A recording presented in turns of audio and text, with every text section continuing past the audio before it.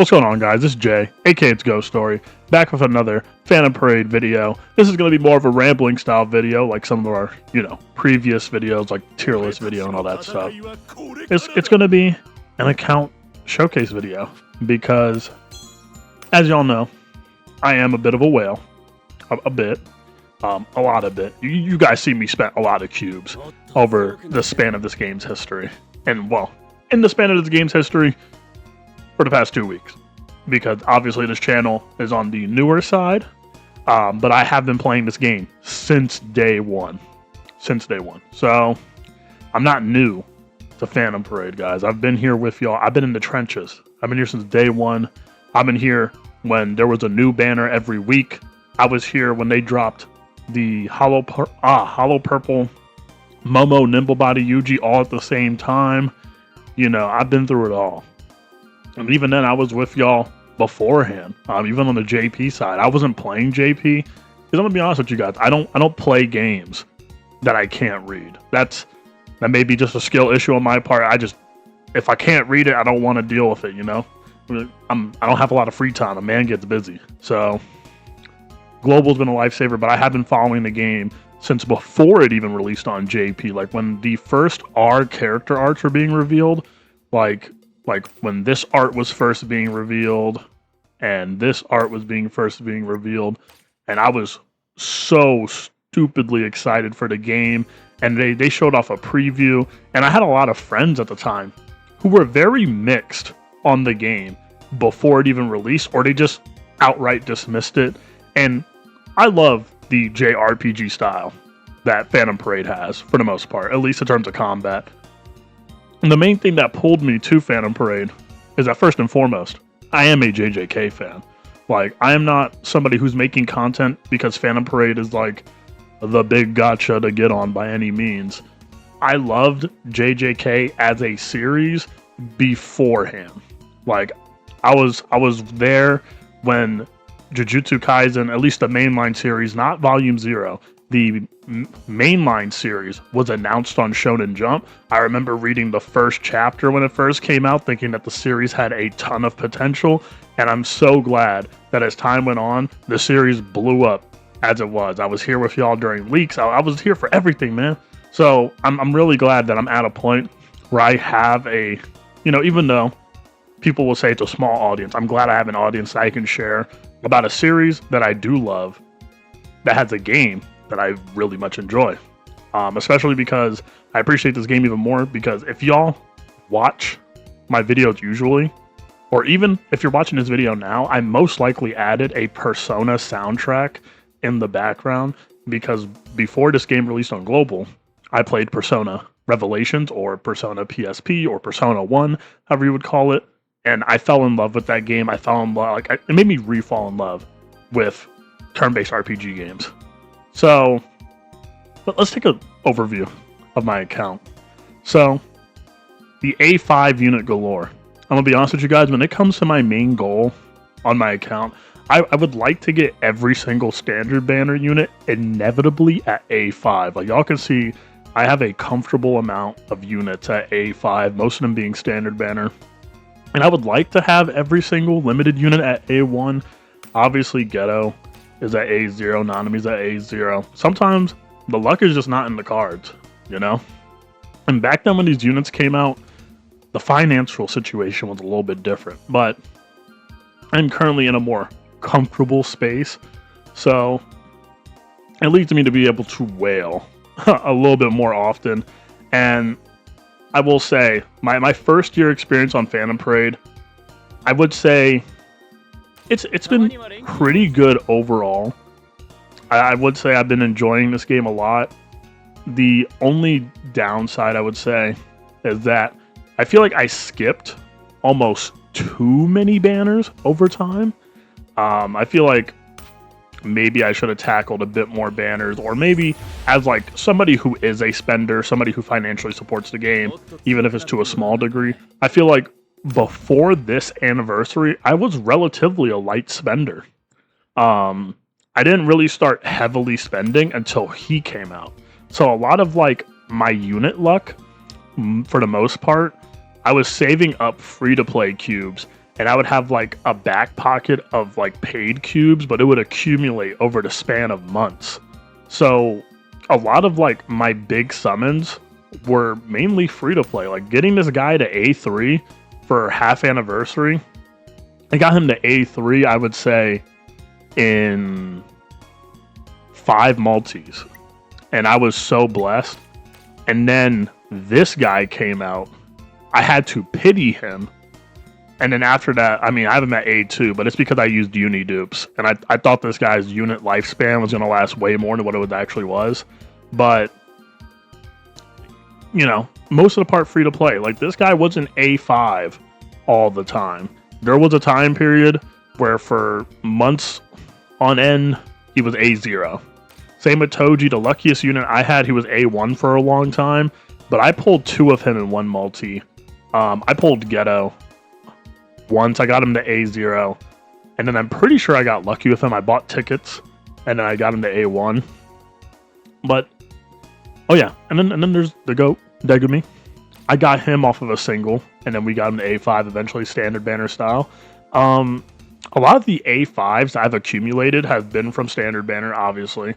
I've shown in my previous summoning videos that the ease of getting A5 for standard banner is simply if you just gotten shafted enough with the recollection bits in the game, you can kind of just infinitely print yourself standard banner tickets until you don't feel like summoning anymore. So I know a lot of people, they despise seeing these recollection bits. As much as I do also hate seeing these recollection bits like being shoved into my face whenever I'm summoning, sometimes I just don't mind, because especially when standard banner updates come around, I just open this up, I go right here, and I just, boop, there you go. And then all of a sudden, you have more tickets, you just go back in, and you keep it looping. I also didn't realize I have a soul shard I can spend here. You know what? For this video, for this special occasion, we'll spend the soul shard. You know? My GOAT, Bluey Numaki. My GOAT. Let's get him to A3 for the culture. Let's go do that. That's not my... Nope. There we go. But, yeah, guys, like, I will say this. If I were to tell y'all the units, the mainline units that I summoned for over the span of the year of Global's release, I summoned for him, got shafted. I did not get him until he came to standard banner. That was hard. I used him, free SSR ticket. That's how I pulled him. Obviously, I told you how I pulled him. Pulled Toji. I A5 Sakuna on his release. When I saw him on JP's side, I don't think I've ever been more excited for a unit in this game's release. Unless it was this guy. Even though, as time goes on, his unit art does feel kind of bland. But I'll never forget this guy's prime. Like, almost every floor would bend at this man's will. And I loved that. It was so much fun. I went hard in the paint for Yuta. Now, mind you, I had some people like ask me about like the A4 Yuta. And the reason why I have Yuta at A4 is because of that dead time span where we got Naobito and we had the dead week or whatever. And I'm like, oh, so we're not going to get the second anniversary units for JP. Well, they'll probably make us wait a long time. So I'm like, let me invest a lot of cubes in the Yuta. And then I was grossly incorrect, because then it was like, oh yeah, the anniversary units are actually right around the corner. I'm like, oh, isn't that convenient? I just blew a ton of cubes to get this guy to A4. Cubes and tickets because of the Cursed Spirit event. And yeah, it kind of ended up like that. But I'm not really sad about it. I mean, he's the GOAT. And that unit art, oh, I feel like I'll make a video ranking my favorite unit arts in this game. This guy's going to be up there. Like, this is stellar. I saw it for the first time. I'm like, okay, Sumzep, I see you. When you're not screwing me over, you're making goated unit arts. Something for this guy, got him A0. I mean, look at mine. Like, got him to A2. To be honest, guys, it's so weird that I've been making content on this game, so I play it a lot, but I'll keep it a whole stack with y'all. I don't remember how I got this unit to A2. I really don't. In fact, like, I know how I got the second one because I got it from his pity, but I don't remember where I got the A1 Awakening from. I don't know if I used, like, a shard on him but I genuinely don't remember where the dupe came from. I actually don't. This guy took the longest time to get to A5. I got him to, I believe, A4, A3 during his first appearance. And that wasn't due to me summoning a ton. Again, I wasted a lot of my universal SSR shards. That's one of my big regrets. But I love this unit so much. He was so fun when he first came out. And I mean, look at the card art. I can't deny how goated that card art is. You know what I'm saying? We're taking a trip down memory lane.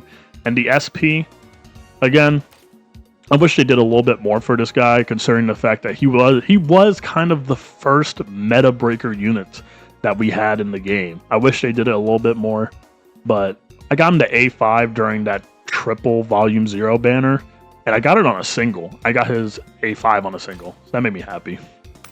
This guy, let's just say, I went like 180 points deep. You could translate that into cubes how you wish. I'm not gonna guess off the top of my head. I think it's like like 50,000 some odd cubes before I pulled this guy. Even though every single like content creator, Twitter post, Reddit post, the whole 9 yards said, skip this guy, there's better units coming ahead. Nah. Like how could I skip the first featured SSR Yuji? The first featured SSR is a Yuji, and I'm a dedicated Yuji fan. I'm not skipping that. That's my guy. So I went a lot in on this guy, and it kind of saddened me a little bit, because then after I got him, let's just say, he wouldn't stop appearing in a lot of my future summons. Like, he would appear more than I would want him to. Like, if we were to go past, like, the A5 Awakening, like, buddy, we would have this unit at, like, A30 or something. So, this guy as well, I remember when half anniversary was coming, and everybody's like, yo, you gotta lock in on the new anniversary Gojo. You gotta Gojo. And I'm not gonna lie, the Yuji looks more appealing to me. And I actually end up using Yuji more often than Gojo. Like, this guy is the Taijutsu yellow goat. Like, even though Toji exists, I feel like most people only summon on Toji if they were diehard Toji fans or if they missed out on yellow anniversary Yuji. But this guy is the yellow Taijutsu goat. Even though when I want him to be goated for me, he decides to not Black Flash. He's one of those types. Fuga Sukuna, y'all already saw the video where I summoned on Fuga Sukuna. It's one of the most popular videos on my channel, so need I say much? He's very fun. We have like an almost hour-long showcase video on this guy. He doesn't give me the same hype factor of when he first released, because obviously not every single, like, I guess I would say big character release has to be a meta breaker. The same way how like 0.2 Gojo, he is a Gojo, but he's not a meta breaker. The same way how like Yellow Sukuna is in a similar vein, where he is a very hyped character, but he's not shattering the meta the same way how this guy did it, or how Hollow Purple Gojo, like, dude, when this game first came out, like, everybody was head over heels over Hollow Purple Gojo. It was that, or you were in the slums running Mahito for like however many long turns that you wanted to. But I didn't do the Mahito strat. See, I'm not gonna lie, guys. When it came to the, oh, you need Hollow Purple Gojo for this, brother, I was putting non-standard, the recollection bit, on Ghetto, and we were nuking those low green tower floors with Ghetto. That's how I approach content. Who else? We're going down a long list. I don't even remember how I pulled him. I think I pulled him on his actual banner when he first came out. I think I pulled him with tickets. But I haven't started using him until very recently. I got his SP unlock. He is assisting me with my floor 84 clear. So, as time goes on, you will see more of the Yellow Mechamaru on this channel. Honored One Gojo. He's one of those units that, like, I personally wasn't super duper hyped for, but I knew I would have to pull him. His animations just, I feel like they drag on for a really, really long time. Like, his skill too, dude, it feels like it lasts forever. And maybe that's like my dopamine receptors being fried as like your average Gen Z dude. But like, it's the same thing as like, remember when like the game first dropped and you would use this Gojo's ult and you're like, my goodness, when is this ult going to end? It lasts forever. I mean, I personally feel the same way about Fuga Sakuna. Don't get me wrong.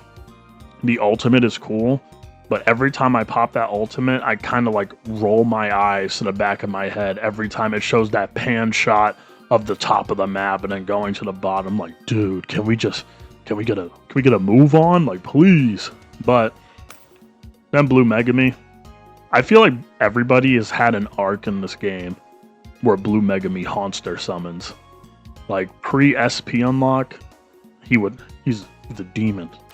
But then his SP came out, and I know people like to try and give him his flowers, but it's hard for me to give a man his flowers when he has like 2 completely useless skills. They could have made Max Elephant way better. Like taking off 10 curse energy and making a 20 curse energy attack. It's an AoE that just deals flat CE damage. If they wanted to make bro a budget debuffer, they should have just went all the way, in my personal opinion. Next is the Goat Nimble Body. Funnily enough, when I was summoning on the 3 banners that came out the exact same time, Gojo, Miwa, Nimble Body Yuji, I got Miwa and Nimble Body Yuji, I believe, and I didn't get Gojo. But I was actually kind of satisfied with Nimble Body Yuji. Like, I feel like, again, in my other videos I brought this up, one of the most slept on, most underrated taijutsu DPSs you can imagine. Like, he was not like a miniature version of Toji. He was Toji's rival.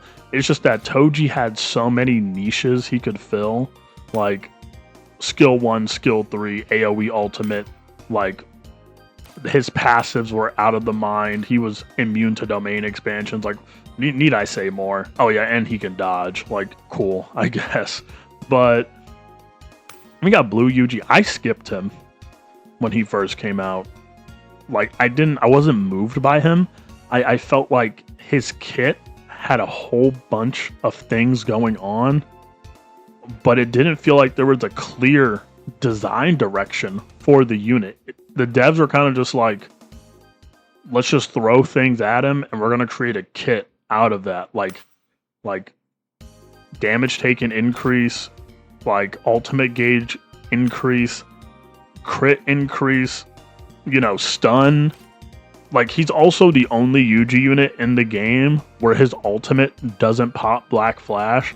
So running like the new, like, what is it, Anniversary Yuji Black Flash recollection bit, you can do it, but there's not like a guaranteed way for you to be like, okay, let's get Black Flash to guarantee the zone state for that recollection bit. Because you could pop ultimate, he pops Black Flash, okay, you have guaranteed zone state.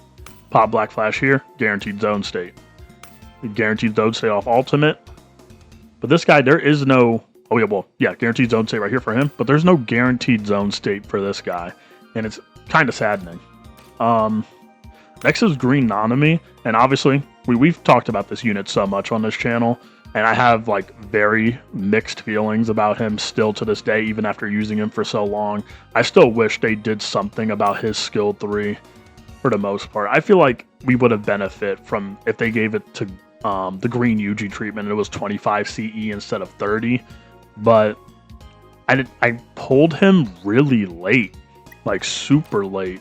Like, I'm pretty sure I pulled this Green Nanami, like, I believe during half Annie, and I used him for a little bit again on this channel, and I'm just like, it just reminded me why this guy was the green goat for the longest time. Next is Yaga. Now, with Yaga, man, let me tell you about my brother though. But I skipped him. I'm gonna be honest, I skipped him when he first came out because hidden inventory was so close. But I feel like this is one of those skips where I feel like it hurt me for a little bit because I just didn't realize how goated Yaga was. But I'm so glad that when I did pull him, I was able to use him on the yellow content where he was necessary to really use. Because he's one of those units where if you aren't invested in Yaga, there's a problem. He does so much. The debuffs for yellow is insane. He's also, what I've seen as well, primarily a taijutsu unit. And he also has a very strong ultimate as well, alongside being a taijutsu unit for the most part. I mean, the main damage most of his skills do seems to be taijutsu from his ultimate. And obviously his skill 1 is taijutsu, and his skill 2 is also taijutsu. I'm pretty sure his only main curse energy related skill is skill 3, but it deals hybrid damage. Oh wait, no. It's also a taijutsu skill. So he's mainly a taijutsu guy, and I like that. But then there's Yellow Bara. Man, back when she came out, dude, you were in them trenches. Like, it was like, who is the best SSR in the game when the game first came out? And it was that yellow Nobara, green Yuji dialogue, and majority of lists, she was up there. She was that gal, not that guy, that gal. And I always gave her flowers when I was playing the game. I feel like she hasn't even fully fallen off. I mean, well, in terms of like the late 90s, well, not 90s, 80s content for like floor 90 or whatever, then yeah, because like we need units like Fugasakuna or Gojo to clear. But she's still a really solid option. I'm glad that she's kind of still standing the test of time for the most part, especially for people that are in lower difficulty content. Same with Red Bara. That's somebody who you can use in the 80s pretty proudly as well. She has done a lot more for me than I expected. When I initially started using her, I'm like, I don't know how I really feel about using this unit. But then as like you use her in more diverse situations, you realize she's kind of goated. She's kind of the goat. Kind of gotta accept that. And that 15 curse energy recovery, like, brother, you're spamming these out like candy.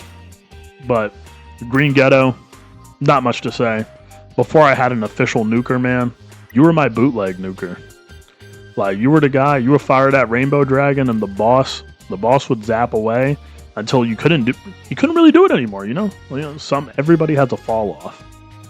Then we got this guy, who, when I was in the slums and content was difficult, this man always had my back. That was my dog since day one. Like, I remember seeing him, and again, people were saying to skip. I did not care. I'm like, domain character, awesome. And he's still aging pretty well. Now, obviously, nobody's really using him in the not the 90s, the 80s at the moment. But that's because there's other more valid options at the moment. I mean, ever since Kusakabe came out, like, this guy has been irrelevant. Well, at least on JP. We don't have Kusakabe yet on Global. But I do miss the era where this guy was the main GOAT. And then we got Toto.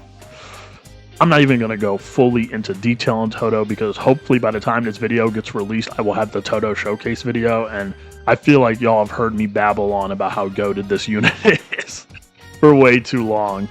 Red Mahito.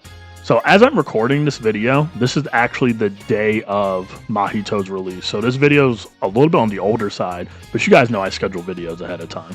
But this guy, I don't really have much experience with him yet, but obviously I can read a kit. Obviously, as it currently says, the PC app's broken, so I can't really read it. But I have used him on like the Maharaga raid, and I'm like, oh, this guy is stupidly fun. But then we got Blue Miwa. Man, oh man. I pulled her off tickets, and I feel like that's like one of the greatest things that have ever happened to me in this game. Shout out to all those blue stages, or even just the stages that had taijutsu bosses, and Miwa just cooked them. Miwa cooked them with them counters, dude. Unironically, I feel like that's the reason why a lot of these counter units don't have provocation, is because they realize that if they did, it would just be a repeat of her, and any taijutsu content that exists that didn't have like the immune to counterattack status would just be body slammed by her. Saki, I skipped her when he first came out. I got her on standard banner. I still don't really care for her much. Maybe I haven't done the right thing with her to fully understand her kit, but to this day, she still hasn't moved me. And then my underrated GOAT, the SSR equivalent to the R Kaido himself.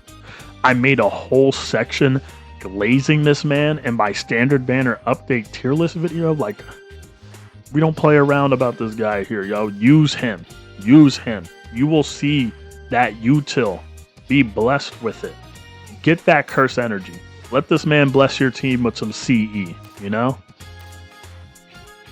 and then Miguel. Now, also, I'll tell you guys this. I pulled Miguel when he first came out. Did I use him a single time? Yes.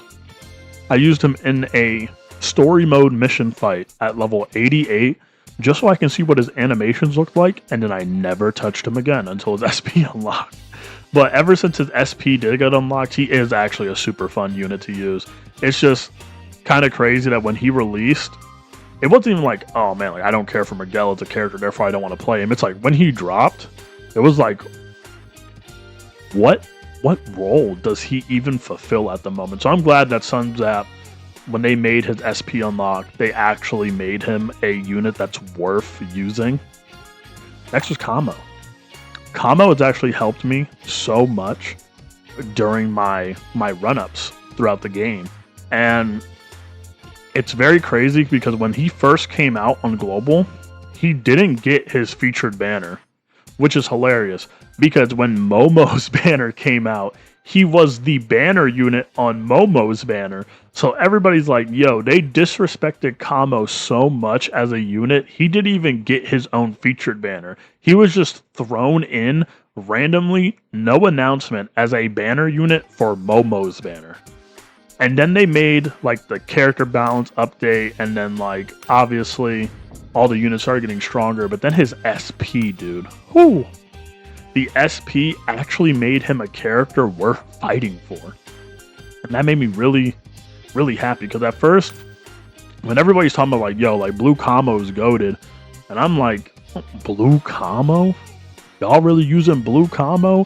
And like, I had to see it to believe it. This man is him. He is him.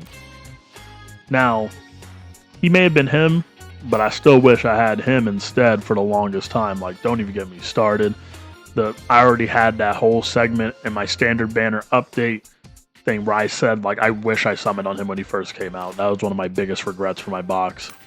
Junpei got a ticket multi from me, and I ain't ever looked at bro since. Well, except recently, because, you know, for content. And also the fact that his SP actually isn't that bad. It's actually pretty useful. So, cool guy. He's just one of those units that I kind of got the A5 in the background. I never really focused on it. Choso, I actually got pretty summon lucky on Choso. I believe I got him to A1 in like 7 multis. And that's pretty good for me at the current moment. And first of all, when Choso came out, dude, banger artwork, dude. I remember when he was first announced on JP, and all I could imagine when I saw that art, I'm like, oh man, we really are going into a new era of Phantom Parade, because like the art is taking like a huge step forward. Like, compare this Choso art to Junpei. And like, don't get me wrong, the Junpei art, a little jellyfish, he's a little cool, but it almost feels like whoever was like the main artist for the art team or the main art direction back then is so different from now. Like, this feels almost a little bit too cartoonish, I would say.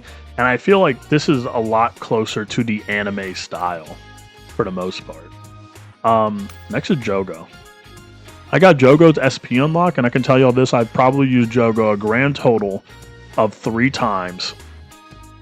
And it's never been an extremely difficult content, because that max ult gauge, bro, it killed me. Like, I'm tired of bringing Red Inumaki on a team, and like, you still gotta wait like these excess amount of turns to get that man's ult. Like, his SP is so cool, but the things you gotta do to get the main benefit for that SP is just too much.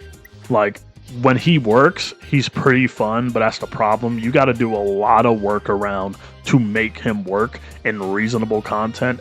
And your boy just kind of don't feel like doing that. When, no, not you, relax.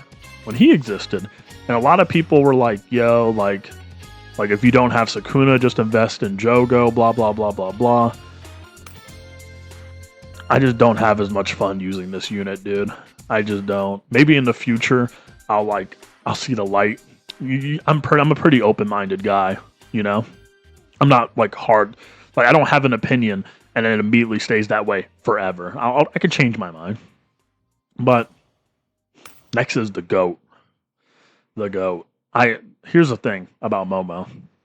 I feel like Momo should have had a longer lifespan as a unit.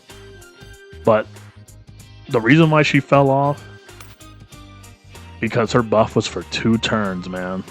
For 2 turns. If it was 3 turns, like, it's crazy because most meta, in quotation mark, meta support units in modern day have 3 to 4 turn buff or debuffs. And that's what makes blue struggle so much, is that our main buffer for blue is a 2-turn buffer, like this archaic buff. Like, if Momo were to get her SP unlock and they were to give her just straight up like a 4-turn buff, like chef's kiss, she would be straight back in the meta without a doubt. Like, hard press, like, she would definitely, in my opinion, shoot up on tier list really quickly if they just gave her 3 to 4 turns for her buff. Definitely one of my favorite units in the game. Like, again, she didn't really have like a deep bag for you to invest into, but just the ultimate and skill too. She just made the game feel very satisfying during the time where she was like the high priority, like, okay, you should get blue Momo. She is carrying the game. Like, it's so crazy how, like, we'll have time periods in Phantom Parade where, like, the most random of random characters in JJK are, like, the must-haves. And I kind of love that about this game. Already talked about Blue Eno. Mahito. Man, oh man. See, now, mind you, I'm not a free-to-play guy. But I know what Mahito has done for y'all free-to-plays. I know what Mahito has done for me. He is one of those free-to-play units where if you used him, if you didn't use him, love him or hate him, he helped out everybody. He's one of those goated free-to-play units, man. Like, I feel like they need to make another free-to-play unit that would be able to be comparable to how goated Mahito was for us in the early stages of the game. Because I know they got that bag in them, dude. I know they got that bag. He's fantastic. I still even use him for some difficult content. Like, y'all saw that video. The video should be posted while this video is getting posted. The Illusory Tower Limited Floor 2. I used him for there. Now, mind you, he's a more free-to-play route, but it still doesn't change the fact his main game plan is super fun. Next is Dogon. And here's the thing about Dogon. I have a close friend, my best friend, one of my best friends, you know? I've been telling this man, yo, one of my first videos on this channel is going to be a Dogon showcase. There is the Dogon showcase. I haven't even started it. I have a thumbnail made and ready for a Dogon showcase. It's just the idea of sitting down and playing Dogon from anywhere from an hour to 2 hours actually might make me lose my mind.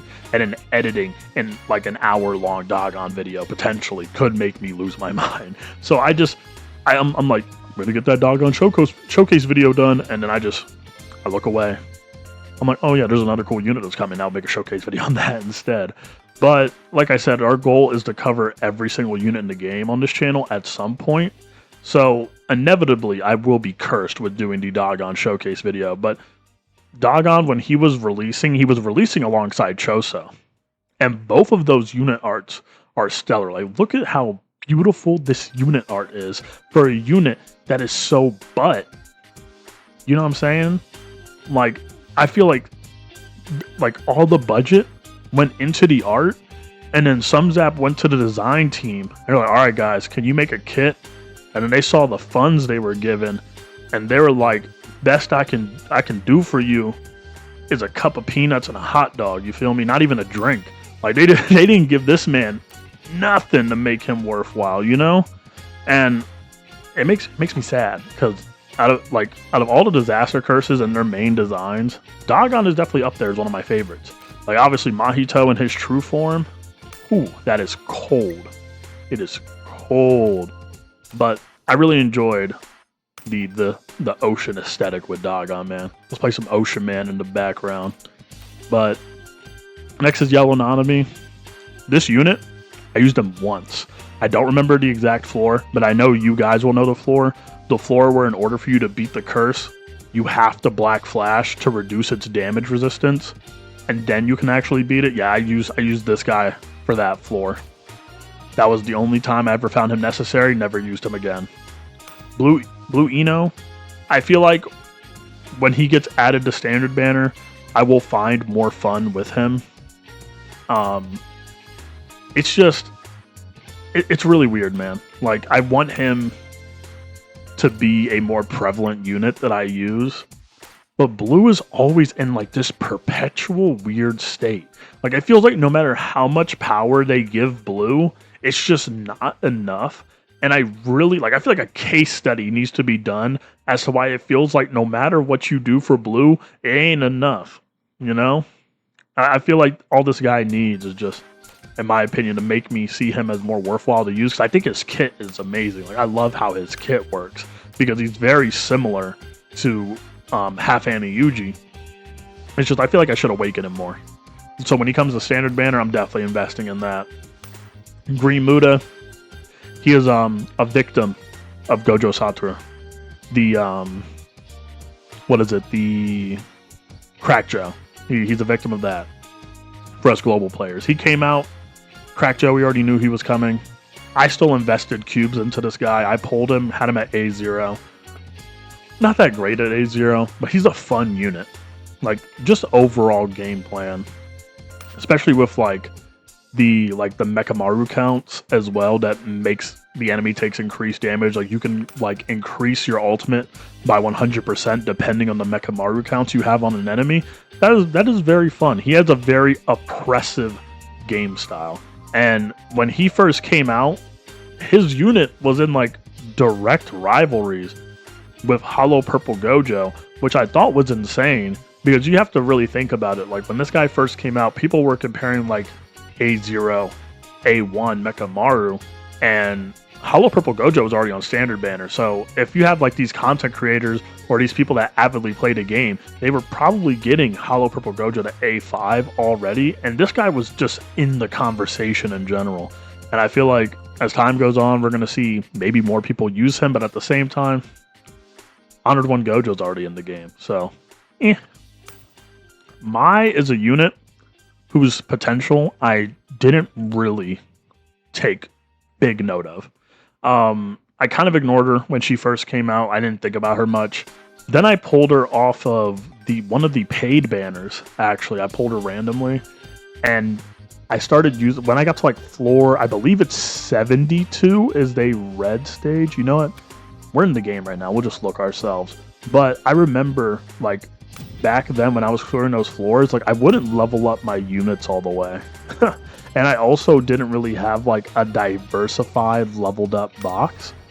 So yeah, this floor where like buffs are nerfed, like this was like, hold on, dude. Like I feel like I'm kind of hitting a roadblock here, and it's because, well, buffing units were nerfed.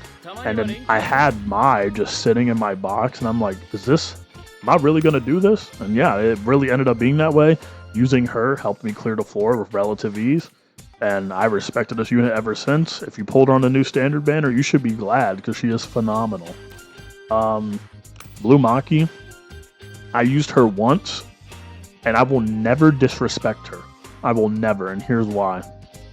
The only time I ever used her, at A0, mind you, she was my main and basically only taijutsu DPS that I used to clear, which floor? Is this 74? Yes, this floor. This nightmare of a floor. I'm going to tell you guys this. The team I used to clear this funky nightmare floor was Blue Shoko at like level 94. Blue Kamo at like level 120. Blue Maki at like, what is it? She was like level 111. And then my A5 maxed out Sukuna only spamming, I believe, yeah, he was only spamming skill 2 the entire time. And then in the backup was Blue Miwa.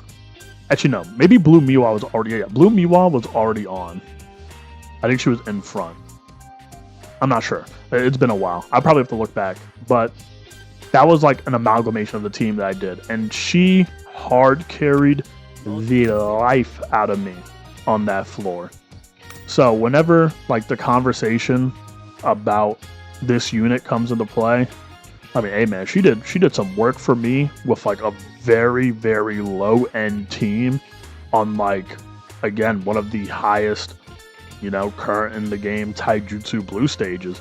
Like, she's able to do a lot of work when there ain't much to be done. So I respect this unit a lot. I'll give her flowers. And the two Shokos, one of them is not like the other. And what I mean by that is that I pulled her without spending a ton of cubes. I had to go to Pity to get her at A0, and in order for me to get her at A1, I had to summon on a paid banner. So yeah, those are the only two distinctions those units have. And it's crazy because the unit I have more fun with using is the one that shafted me the hardest. It's a love-hate relationship here. Hanami, don't really use. Somehow, Hanami is like really high up in combat power despite me not investing much into them. Ghetto, you've been with me since day one, bro. You've been A0 since day one, but you've been with me since day one. Red Nanami, I mean, you guys see me use him so much in my videos. Funnily enough, I was originally going to skip him. He was originally going to be skipped, but then I read his kit for myself. I'm like, hold on, let him cook. I put in like 15k cubes, got this man an A0. I left hidden inventory pretty satisfied.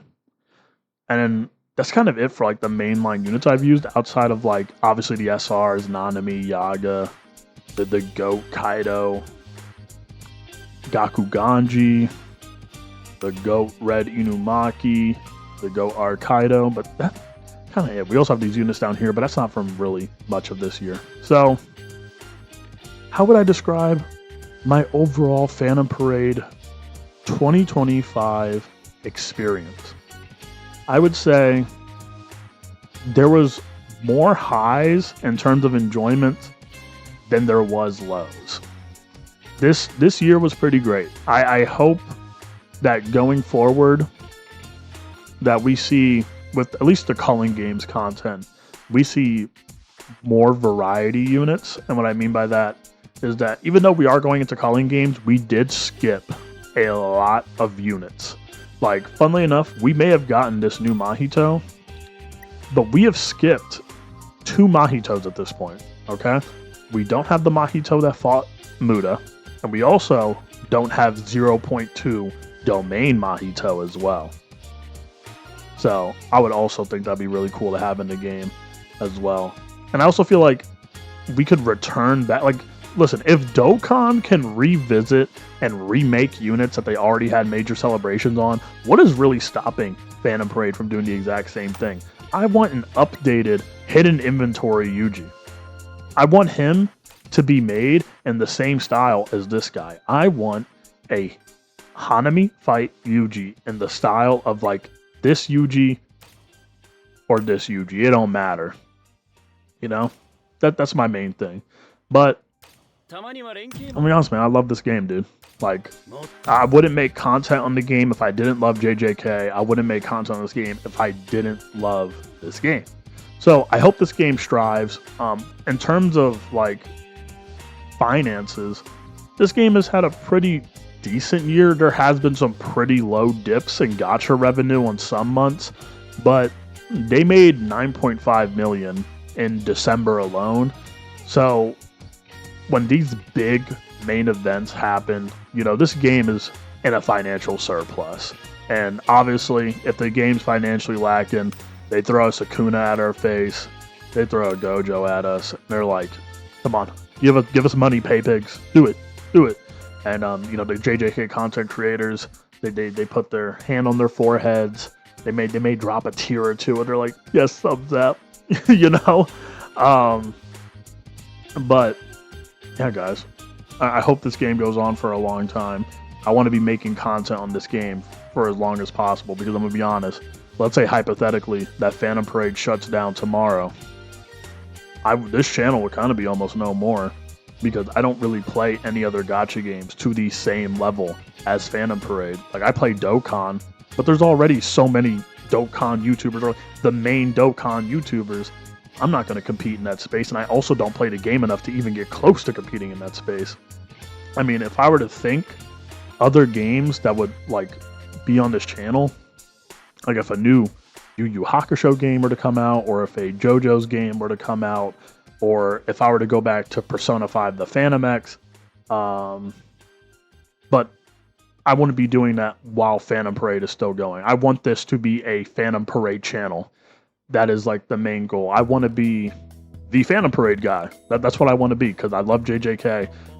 So I'm going to make content on JJK games. That's my thing. I want you guys to be able to come to this channel and know that there will be Phantom Parade.